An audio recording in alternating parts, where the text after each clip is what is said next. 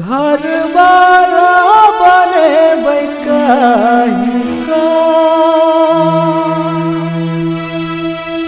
बाहर वाला बना कगे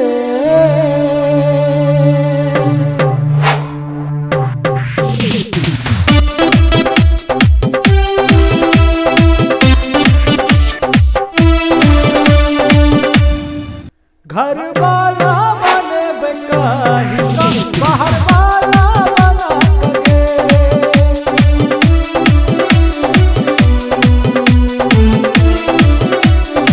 घर वाला बने बैकाहिका बाहर वाला बना कगे संगे जिंदगी बीते बैकाहिका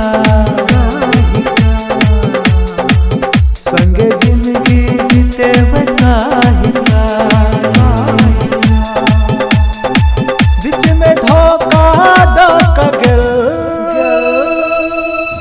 घर वाला बने बैकाहिका बाहर वाला बना कगे घर वाला बने बैकाहिका बाहर वाला बना कगे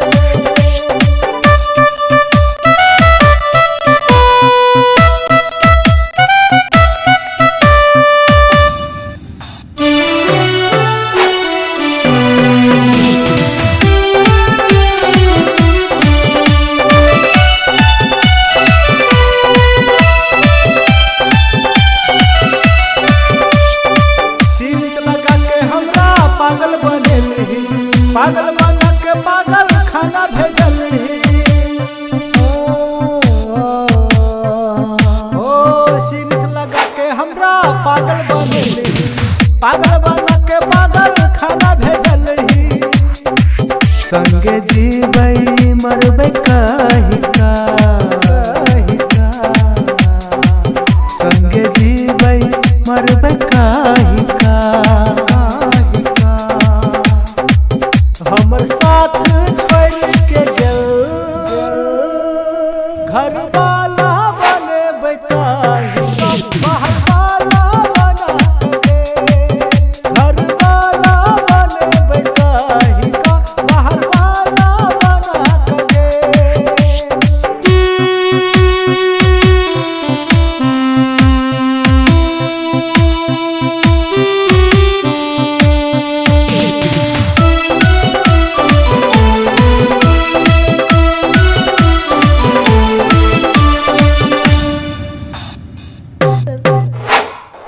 कसम खाके हमरा धोखा द देलही आधा रास्ता में जाके हमरा छोड़ देलही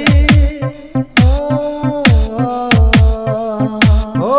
कसम खाके हमरा धोखा द देलही आधा रास्ता में जाके हमरा छोड़ देलही